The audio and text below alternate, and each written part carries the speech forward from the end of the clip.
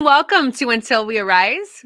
My name is Rachel. I'm the founder and CEO of Until We Arise. Our mission is to bridge a divided people to loving community, empowering resources, and a compassionate Christ. Hi, my name is Vero. I am our co-founder and CFO, and our vision is to build a thriving global community of women who combat injustice and oppression with love and compassion. And one of the most exciting things, I'm so happy to be here today. One of the most exciting things about Until We Arise and the privilege we have is not only to create a platform where we can share and have our stories be told, but to create a platform for others.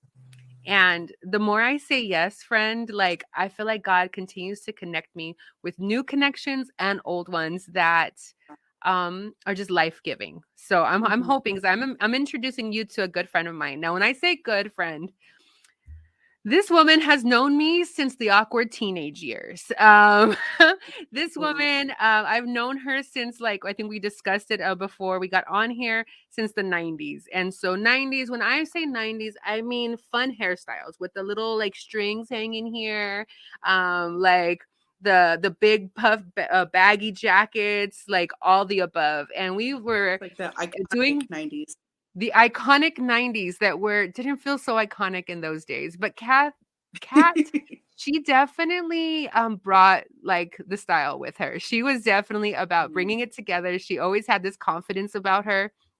And so I'm really excited to introduce her here. And I remember as a kid, just like she introduced me to the Fugees.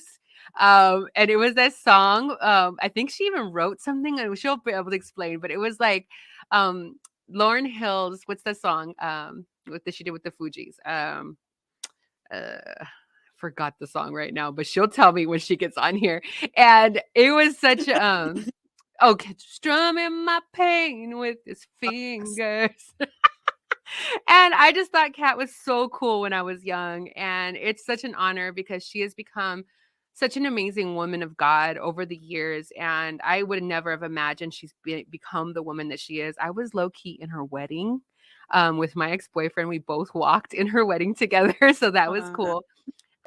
But let me introduce Kat. She is Cat Burgos. She is a wife, a daughter, and a person who believes in mind, body, and heart harmony. She's a coach, and she believes that this connection is the key to success and happiness. And so I'm so honored to invite Mrs. Cat Burgos to Until We Arise. Welcome. Yay! Welcome. Oh my gosh, I love that memory of Lauryn Hill. My all-time favorite. I actually went to her 20th like anniversary concert at the Greek a couple years ago. Yeah. Was it at the Hollywood Bowl?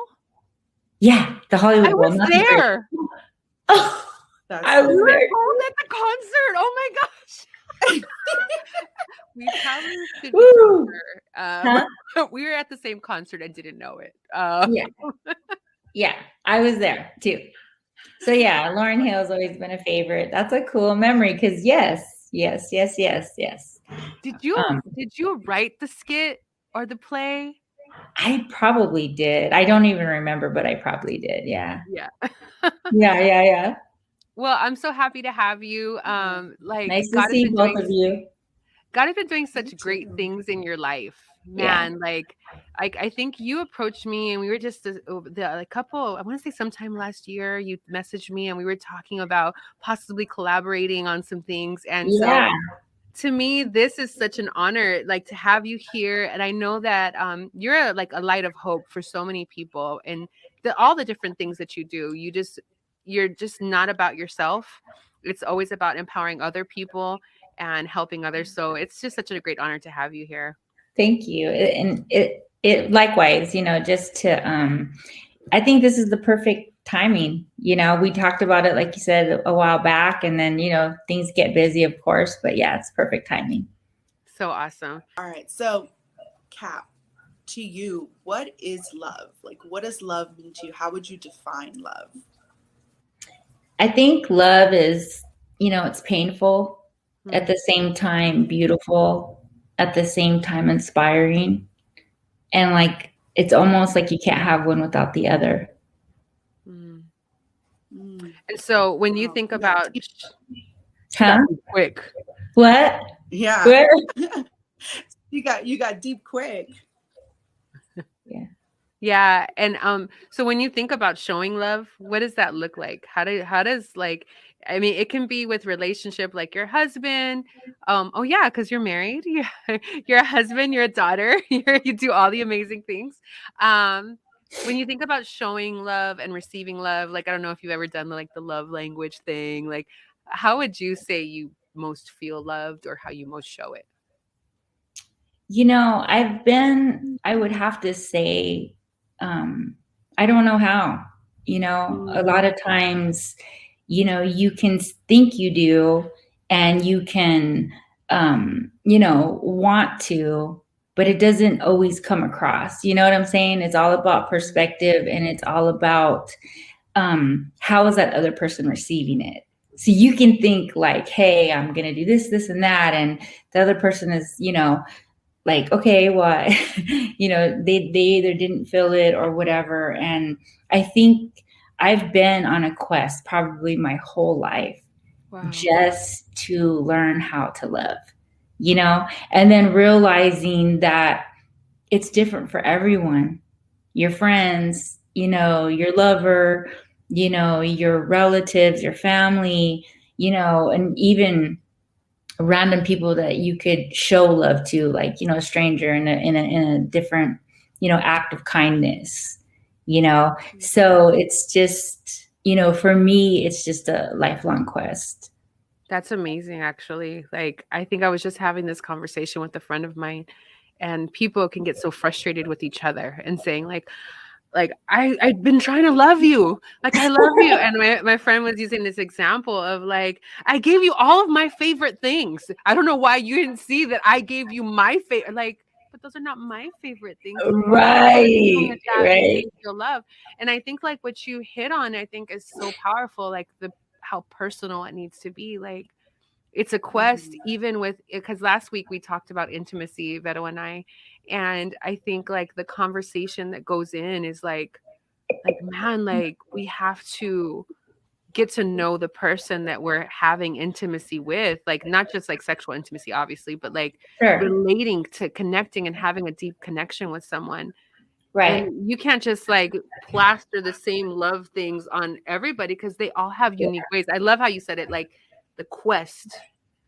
The quest. That's pretty powerful. And I think what's really key that you mentioned is how we give love versus how we like receive love. And so many times we tend to, like Rachel I think was showing or explaining, is like we'll show love the way we receive it. So, you know, for me sometimes it's like doing the little things for me, like little tasks helping me, like that's so meaningful to me. And so I'll do those little things. And so just being recently married, we're learning, like, you know, as a couple, like, okay, he likes this or he likes that. But when you live together, it's different. You start knowing each other on a different Oh level. yeah. And I like do things and he doesn't notice. And I'm like, what the heck? I spent all day doing this thing. You didn't even notice. And he's like, oh, thanks, babe. And like, but I'm realizing, and I think Rachel brought up the, like, there's like the love language quiz. And I don't know if they both came out at the same time, but there's one about how you receive love. Like, what's your love language? How do you receive it? Is it quality time or acts of service or whatever? But then there's one of how do you show love? And like you said, it's so personal. And I think that goes back to like that intimacy, like Rachel's saying, as you know, individual people, like I can't love Rachel the way I love my husband. And I Please can't love my don't. husband. Please don't. That would be very awkward. Very. But the same way I love my husband is not how I love my mom or my sister. Like they each have their own individual things. And in our relationship, there's like, some of them are known as like inside jokes, right? Like we just know those Yes. things that are between. But also as you build that relationship with that person, then you start knowing what this person really likes. You see something, Right. and I may see something in the store that will scream Rachel to me, but then I'll see something else that'll scream Right.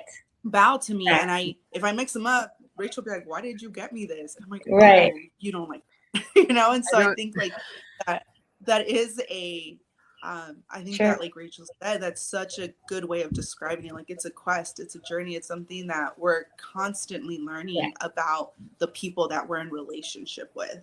Right. Yeah. And Yeah. also, Kathy, I wanted to make another comment on that. I think, like, you've been married for how many years? Almost 25. Almost 25 years. Yeah. And I love the humility that you just shared. Yes, 25, Yeah. almost 25. The humility that you shared, like, I'm still learning.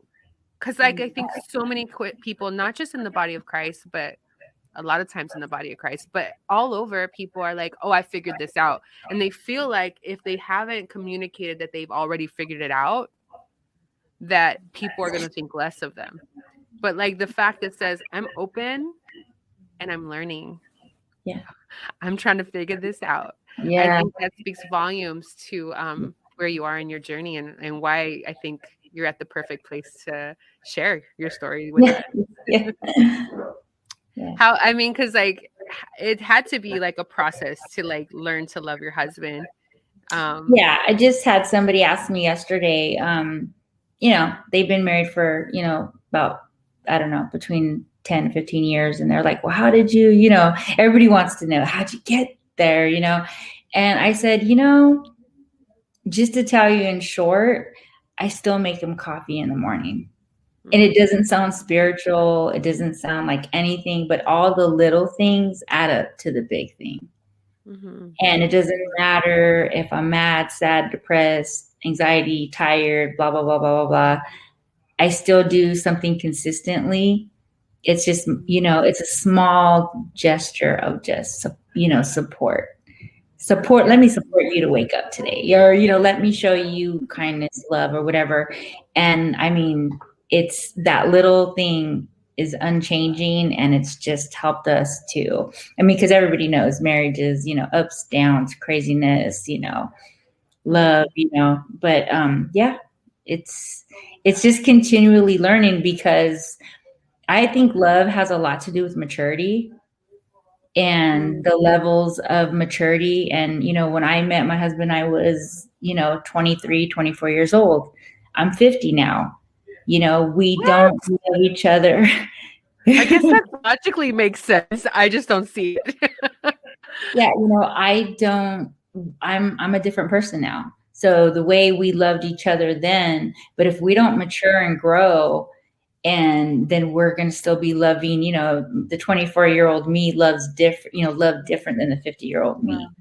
And so we've had to adjust every 5, 6, 7 years and, grow and mature, because if we don't, then I've outgrown that thing. So the maturity part, and that's the painful part, because you have to be so brutally honest with yourself.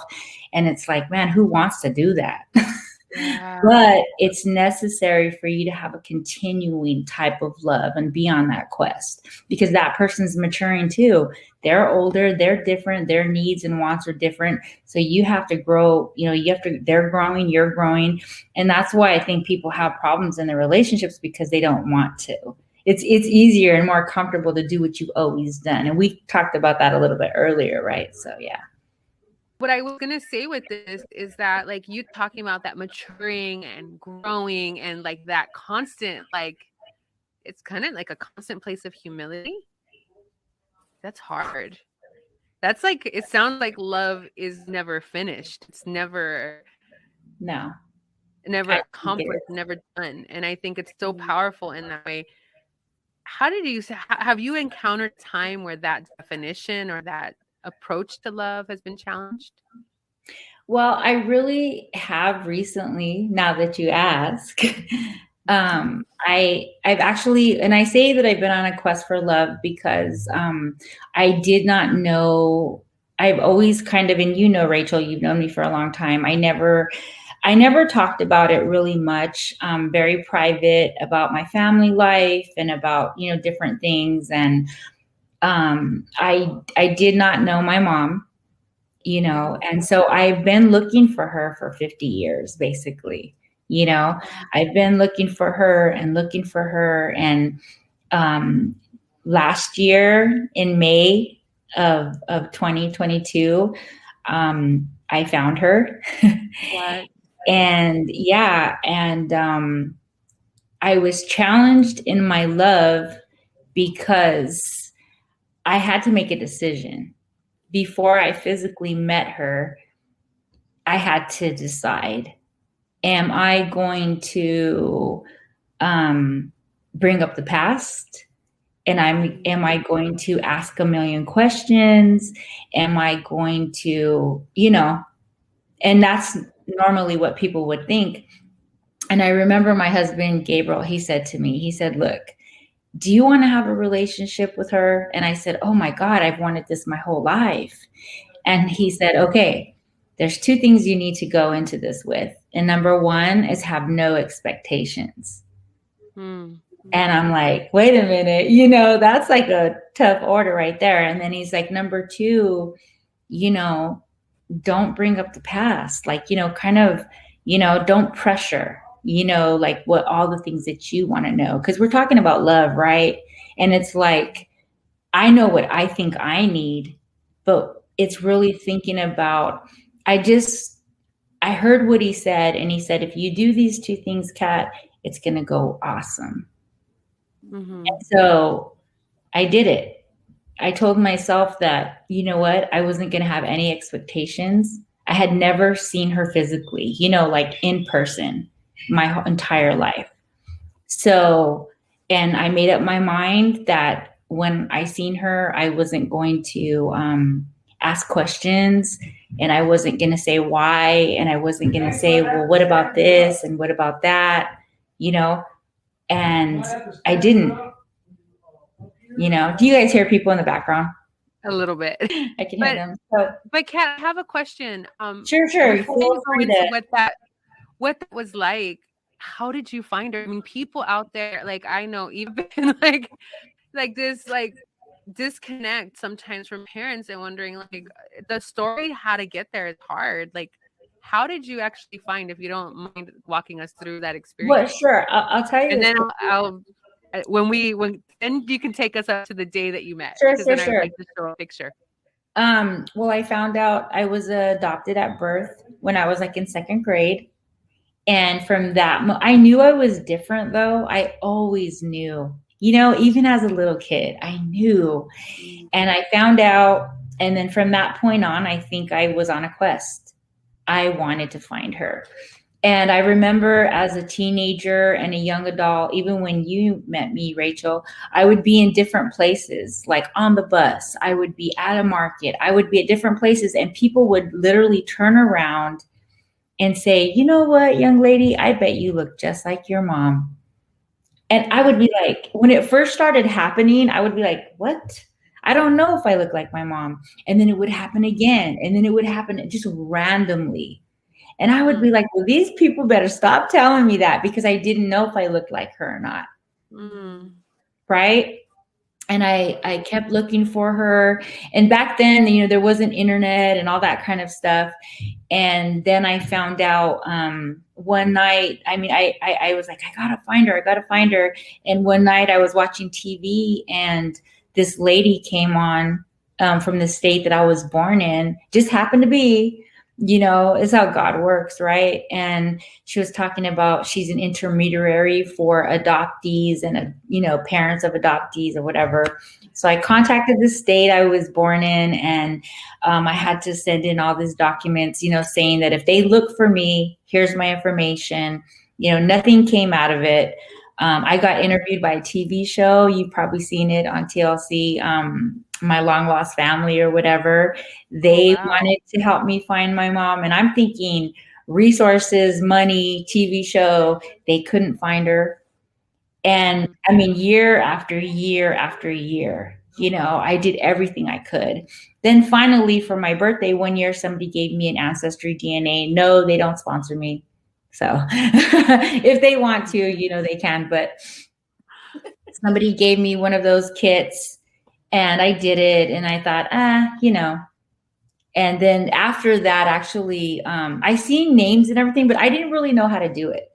I didn't understand how it worked. So that was like 2018. And then the TV show came along, and then nothing came out of that. And then right after my 50th birthday, which was last year, I went to Mexico, went to TJ, had a great time, and I remember I came back and, really, really close person to me, and they were like, hey, are you still looking for your mom? And I'm like, I'm 50 years old now, I got all things figured out, I was like, yeah, I haven't found her. A TV show couldn't even find her, I was really discouraged. And they said, maybe you should log back in. And I said, I really don't want to. I'm kind of like, my heart is pretty broken about this, maybe I just need to move on now. Maybe God just has other things for me. So I logged back in because they were on me about it. Thank God for close friends and people that love you, right? And sometimes push you when you don't want to be pushed. And I seen a name, and some people were kind of guiding me on how to navigate Ancestry, and it was 100% match. And I freaked out. Okay. I freaked out. And this person did their Ancestry January 2018. I did mine February 2018. Turns out he's my brother.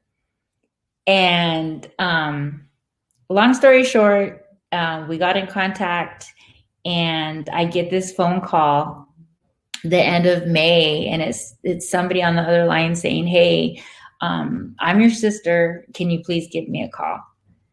And from there, I called. I didn't even know I had sisters. Didn't even know. Wow.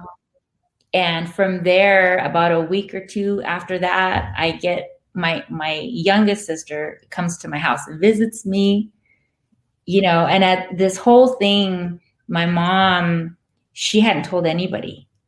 And that's where I go to with the whole thing with love, because love is so many things, right? And my choice to love my mom, no matter what, with no expectations and no anything, nothing, she doesn't have to do anything to get my love. She gave me life, right? And everybody's story is different. A lot of people who've been adopted have been through a lot of things, and I have myself as well. But I chose, let's leave the past behind and let's start right here. Especially being a Latina woman, being the hardships that I've experienced in my life, and, even working, we don't get paid the same amount as our counterparts do. We don't get the same treatment. I've experienced so much as a Latina woman in this world. I can't imagine what my mother experienced in 1972, And go ahead. Can you hear me? Yeah, like I don't want to gloss over like that ability. My reception's really bad, so hopefully you can hear me. I can hear you. I don't want to gloss over how challenging it is to just choose to love and to leave the past in the past. Like for me, when I think about that feels like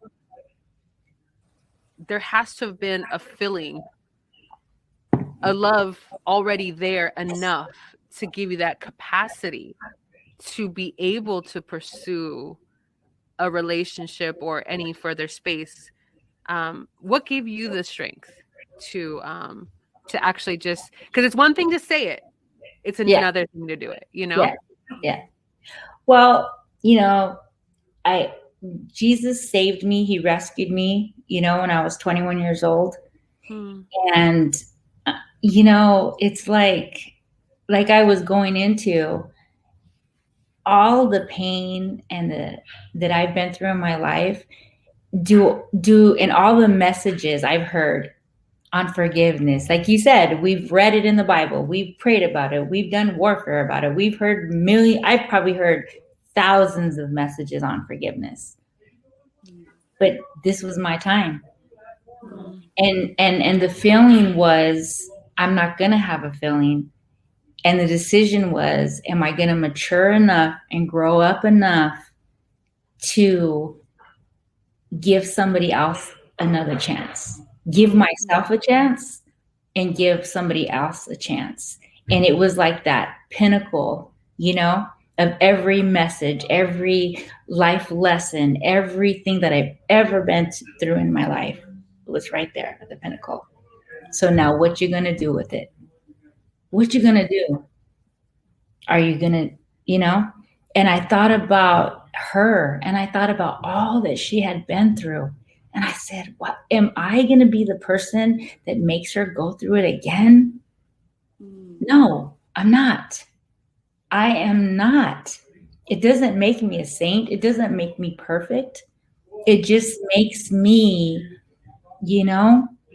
I want this relationship and how do I get it? Yeah.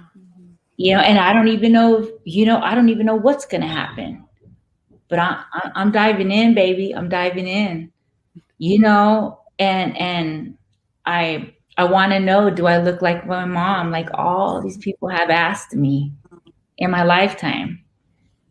Wow. That's so powerful. It is. It's overwhelming. It's overwhelming. It is. I think like Rachel said, like it's one thing to say, it's one thing to say, this is what I'm going to do. But it's another thing when you're in the face of it to really apply it to that when she's in front of you or you're finally connecting to really take that stand and say, I'm going to stick to what I said in my heart. I'm not going to ask these questions. I'm not going to, because I'm sure growing up, and as you mentioned, the hardships that you've gone through, I'm sure there were moments where you could have blamed, sure, if my mom had been here, or and I say that because I grew up without my dad, and I remember having moments like that where I, as a kid, longed to have a relationship with my dad. And I remember so many times when things would go wrong or when I faced a hardship, I was like, if my dad was here, if I just had a relationship with my dad, I wouldn't have to go through this, or I wouldn't feel this, Exactly. And I think the key thing that you mentioned was maturity. And it's not just, I think it's not just maturity and age, because I'm sure we've all met people who are grown and you're like, whoa, you definitely still need to mature. But it's not an age thing for sure. It's I think what you mentioned was, and you can correct me if I'm wrong, but there's a healing that happened with you, with God, and finding the okay to risk, in a sense, any answers maybe you would have had at answers to questions you may have had at any point, to be able to, like you said, give this same kind of love that you've received, from the Lord, because it's not easy to just say, I'm just going to love this person, and to put yourself in their shoes after what maybe you've experienced.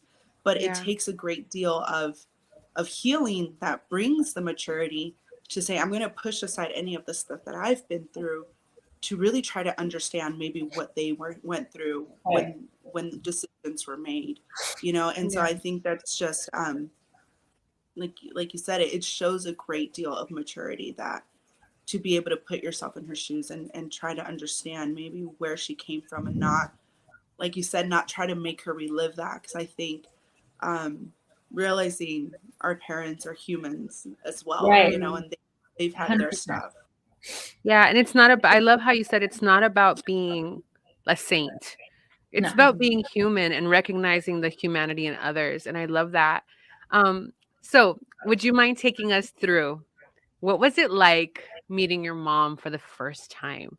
Because I can't wait for everybody to see this gorgeous picture of you and your mom. But I wanted to tell us what that was like. Well, first off, I was born in Wyoming.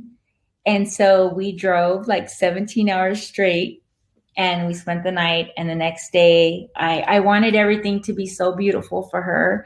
I found out she loves yellow roses. And so we got 5 bouquets of yellow and red roses. And I had gifts for her. I set up, my friends helped me set up a charcuterie board style table, and like I had everything. I wanted everything just to be so perfect so that when she walked into my hotel room that she would just feel like, wow, I wanted just to impress her. I wanted to just show her like, I want you to walk into this room and feel so comfortable and so loved and so wonderful, And so like we did all of that, and I kept calling and telling my baby sister, like, Summer, I kept telling her, okay, 1 more hour, because we were just trying to make it so perfect. And then when she walked in the room, I was so overwhelmed.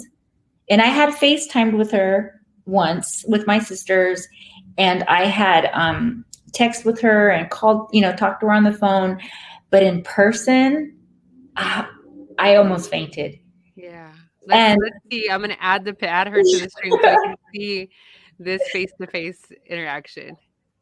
Yeah, that was our first selfie together. Wow. Yeah. And she was so beautiful, and it just overwhelmed me. I didn't even know, what to say or do. I was so nervous, and I was just like, what is she gonna think about me? Is she gonna be like, oh yeah? I didn't know, you know what I'm saying? Mm-hmm. I did not know what she, what I was thinking. What is she thinking? Mm-hmm. Mm-hmm. And the very first thing she did, and she said, I want to do this in front of, which is my sister, my daughter, and Gabriel. And she grabbed me by my hand, and my husband recorded it. And she said, I want to ask you to forgive me. And I just told her, I said, there's no need, because you gave me life, And from that point on, she didn't have to do that, but she did. She chose. And and that made everything, it's like it set the foundation. And after we got past that, then we sat down and everybody left, and we spent a couple hours, just me and her.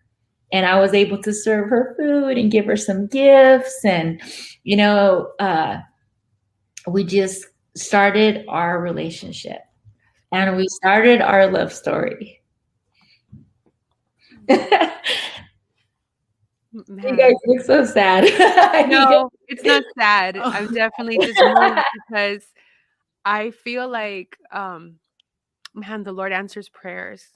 Yeah. Like I'm just engaged. I'm there, and not everybody's story ends that way.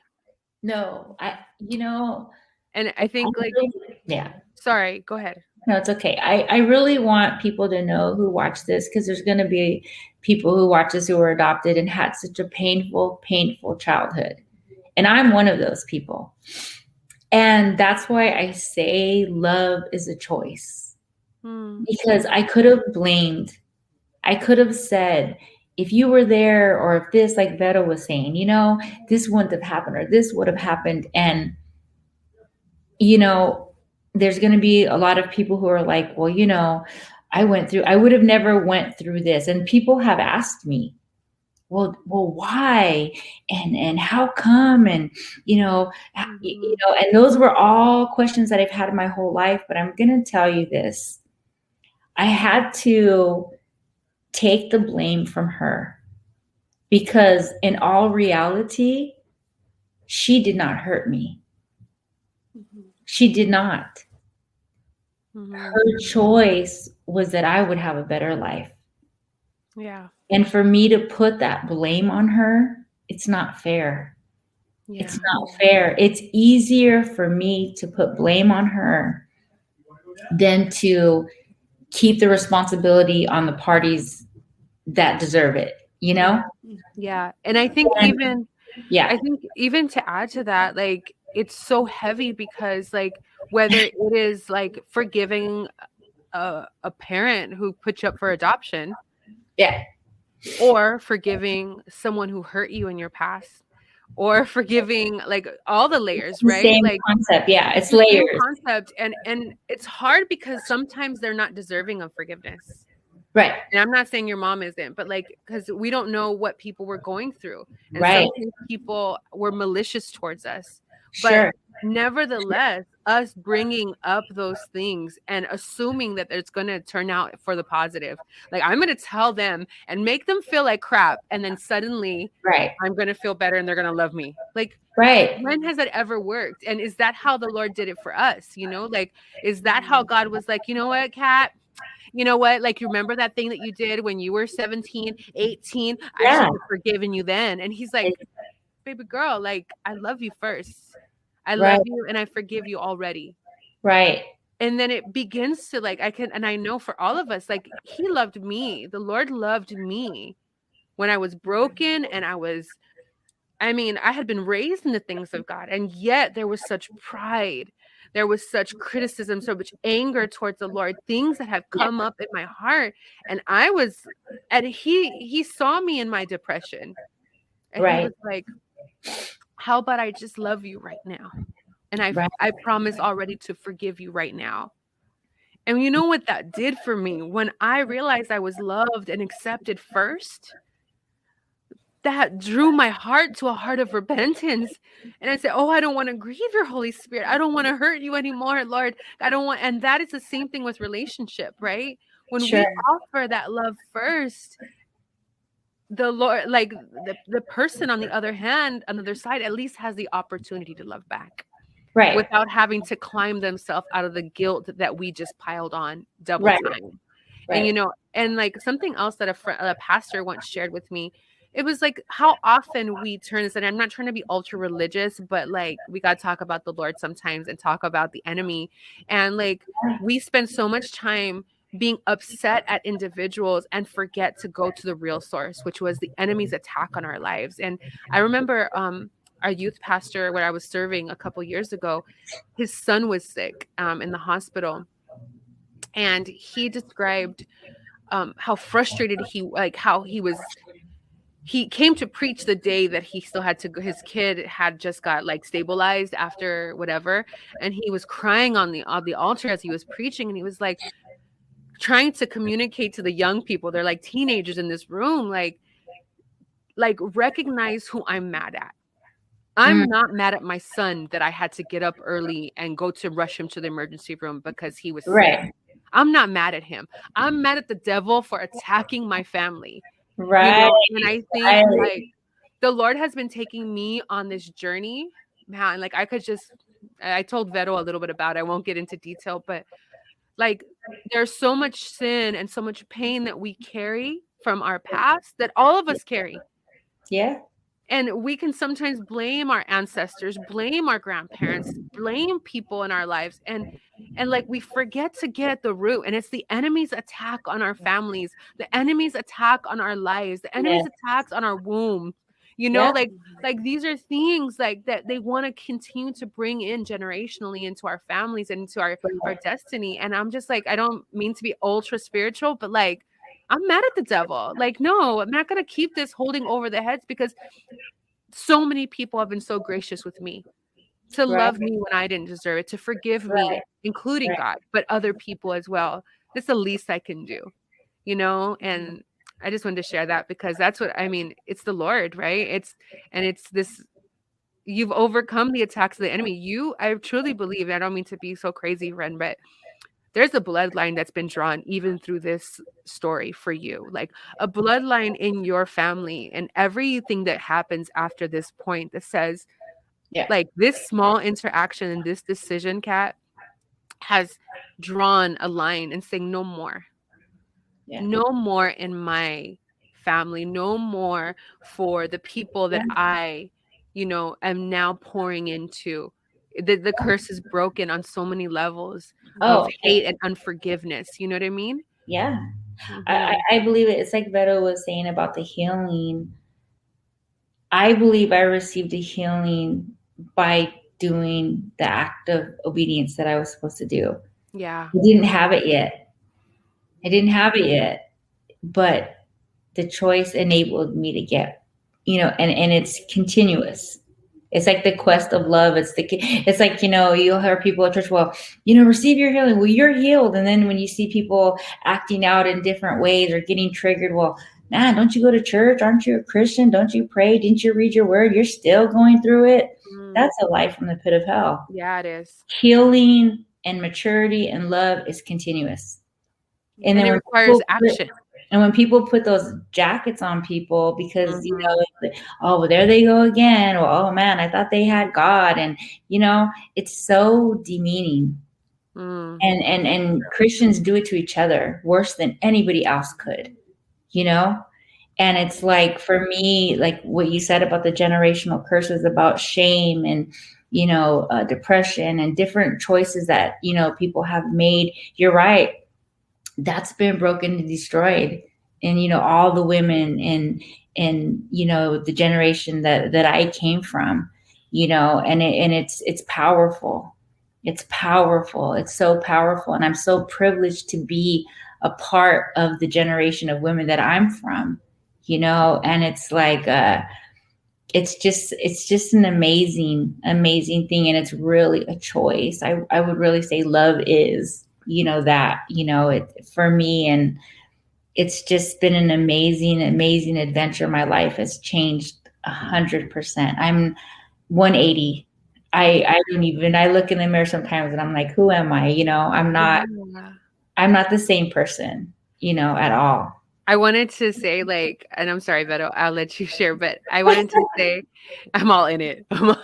I noticed, so I'm going to put this picture up, and this is the latest picture from you and your mom. So it's beautiful because you just got back from vacationing with her. Yes. And a little birdie on Instagram told me y'all got some tattoos and stuff. And like I wish I would have had the picture. I just thought about it now, like of you and your sisters. Yeah, wait, let me put you at the center of the screen. Hold on. I can't do it. Can you show us? I'm all awkward. Let's see if I can even get it. I can't do it right. Oh. It's like on the inside of my wrist. So yeah. It's all good. But it's beautiful. Because now you're at a point where you're building brand new connections with your sisters, with your mom, with your brother. My nieces, wow. What is that like now, being able to have that now? It's so incredible to belong. It's so incredible to truly belong to, you talked about bloodline, and people, and I look at her and I look at my sisters and I belong. I belong. And it's just amazing. I have 2 sisters, 2 brothers. I have a host of nephews and nieces. And it's like, it's unbelievable. It's like, I've been waiting for this my entire life. It's not a cliche. It's like me and one of my sisters were talking. It's like a lifetime series, because we're continuing, and because of the choice, and my mom, I want to give her credit because she made a choice as well. Yeah. She decided she was going to let it be known that she had a daughter, and she made the brave decision, because I've seen where there's, we've all seen the adoption stories on TV, and sometimes they don't want to meet each other, for whatever reason, but she made the choice to meet me. She made the choice to say, Mija, forgive me. She made the choice, and that was so brave of her. And I have so much respect for her for that, because she could have just been like, this is too much. I've already lived my life. I have what I have, and I can move, but no, she let me in, and I respect her for that. Like, and I give her just that special place in my life, it's just like, but yeah, having my family and they treat me like, weren't we talking about the normal, how things are normal earlier? Mm-hmm. It's not normal for me just to jump in and be the sister and be at family events. But I'm doing it because if I don't ever do it, then it won't ever be normal. because my normal was, my husband, he's my family, his family has become my family, but I always longed for my true identity, my bloodline, I knew there was somebody out there, and I found them. And I know that God opened the floodgates of heaven. I know that he parted the Red Sea. I know that he did that for me. And I hope that somebody can hold on. 50 years, okay? We're not talking, we're talking prayers and years of prayers and travailing and fasting and looking and searching and discouragement and depression and anxiety and all of those things in between. We're talking years, decades. You know what I'm saying? Mhm. Yeah. I feel emotional because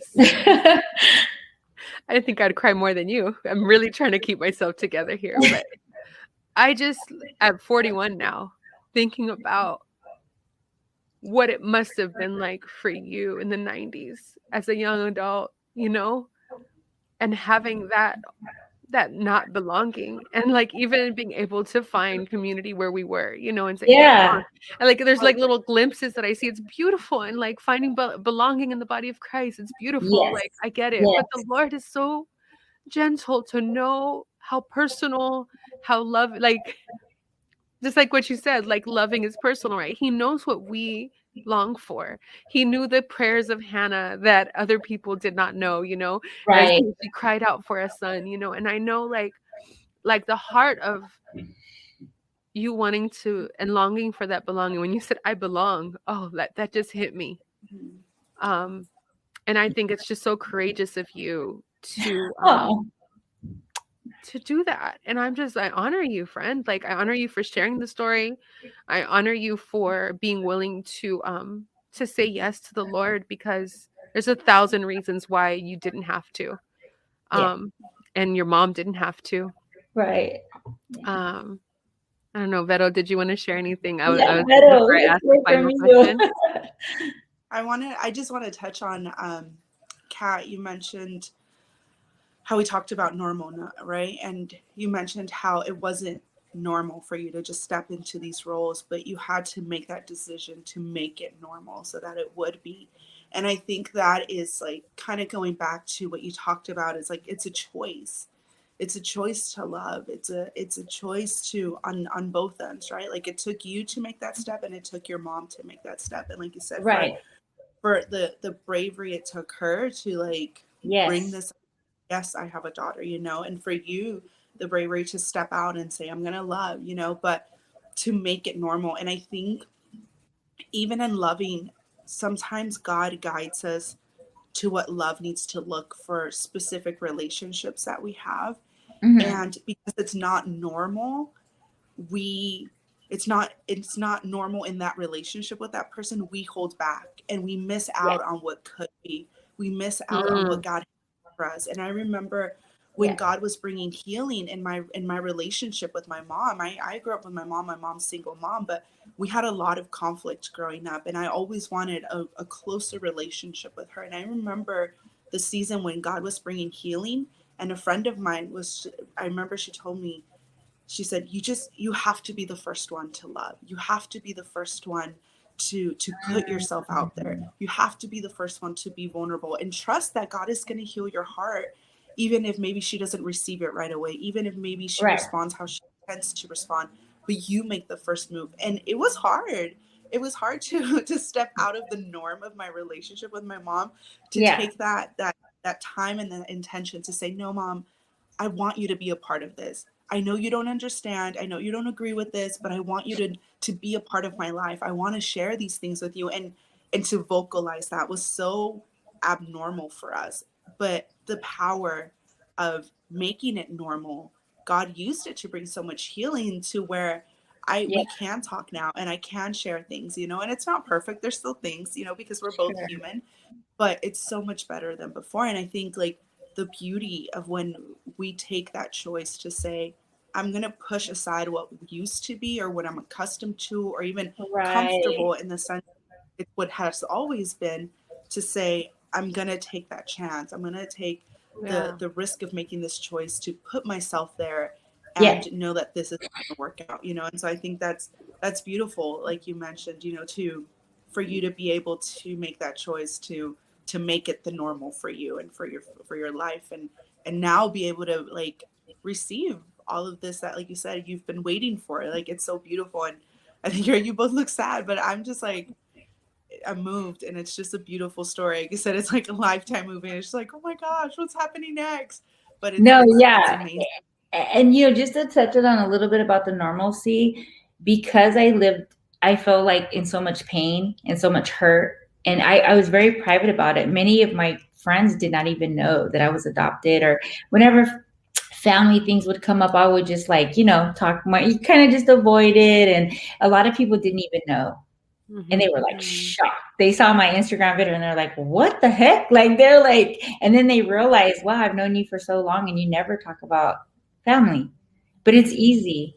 I focus on the person more than myself when I'm talking to people. So they really don't have no idea, But I almost self-sabotaged myself, because after I did find her and she wanted to meet me and wanted to talk to me, and I have this great family, because my normal had been loneliness and hurt, pain, it was like I was bringing it back in, like, I was like pouring, you can't pour new wine into old wineskins, because it'll, or try to patch a new garment with the old piece of fabric, because it'll ruin it. Right.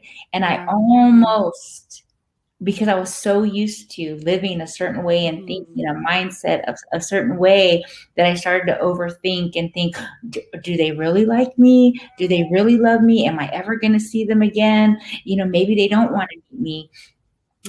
Maybe they're just going to meet me one time and then that's going to be it. And, I started like self-sabotaging me because of my normal had been for so long. And it was like, I had to really get that scripture, about the wineskins, and, and I really had to say, okay, God, I need you to help me, because the old normal is gone. But how do I live in this new normal? I don't know how. Help me not destroy this, not self-sabotage, and it would be so easy to do. And so like, I have to think differently. I'm a daughter now. I'm a sister now. I'm an auntie now. I'm roles that I've never played. They love me. Yes, they accept me. Yes, they want to talk to me. And I had to change again. Life is continually change and maturity. I had to grow up again and again and again to get what I really want, and it's like, wow, and not everybody's story is like mine. Not all my siblings, they treat me like I am this most amazing, beautiful person. And sometimes I'm like, are you talking to me? Like they treat me so good. They love me so much. My nieces and nephews, it's like, when I first met them, there was no awkwardness. There was no weirdness. I tell the story, my youngest sister came to visit me, and I thought when I first saw her that I would start crying, and we seen each other. We made eye contact and we started laughing. And then we hugged each other. My other sister, we talked on the phone every single day. We text almost every single day. Wow. There was my brother, just the same thing, and you don't find that. They never knew they had me, and I never knew I had them. My sisters tell me, you're the missing link. You're the missing link to our family. Wow. And what they did is they paved the way for my mom not to feel like, how is this gonna work? Because she could have thought like, man, is this girl gonna be mean to me? Is she gonna be rude? Is she gonna blame me for her entire life? And no, my siblings actually helped bring the whole thing together. Without them, and it is amazing because they came out of themselves too. They didn't say, well, what? No, they were like, oh my God, I have a sister. and they just like ran with it, you know? And I give them all that. I mean, without the whole family, it was like a whole family endeavor. You know what I'm saying? I just didn't do, God worked it out. God did it. God gets the honor, the glory. He's making that way that I even like I said, a TV show couldn't do it. I couldn't do it, So my final question, I know that's all God, girl. It's a lot. Briefly, what is a legacy now? As having gone through all this, what is a legacy of love that you hope to leave? Oh my gosh. It's not even been a year, and my legacy is just, man, it's that question is like, so, I just want to I want to have that overflow, and I want to, even if it's just one person like that watches this and says, you know what, I'm not going to give up on my dream. Because we all, and I'm not saying, just pure your dream. What's your dream? My dream was to always belong. And don't give up. You could be right there. I'm telling you, I was right there where I was going to give up. But God knew at what age I was going to be, what age my mom was going to be, what age my siblings were, when it was all going to work out. If it would have been the year before or 10 years before, I can't look at that and say, well, I missed out on all these years with you. No, it may not have worked out at that time. And I just hope my legacy of love can be just continually I just want to be the best daughter ever and the best sister and the best aunt, and just continue this, and I don't know if that's really an answer, but that's all I can think of. No, I think it's an amazing answer, and I think it moves me. That's that overpour, that overflow, and I know you're doing that. And thank you so much, Kat. Thank you so much for this. Thank you. And it's amazing because it's not just this. It's not just this story. It's not just our podcast. But you do this in a number of other ways in your life. This overflow is showing up. Can you tell us a little bit about other things that you do, and if you have a website or anything like that that you can share with us? Sure. I'd say about 6 years ago, and I think God's been preparing me to meet my family for many years now. I was in full-time ministry for many, many years, and I got really caught up in everything I was doing, and I neglected my health. Super spiritual, practical, all those things, but the heart, mind were there, but the body wasn't. And I really feel like I neglected my health. And about 6 years ago, I decided by any means necessary, I'm going to get my health together.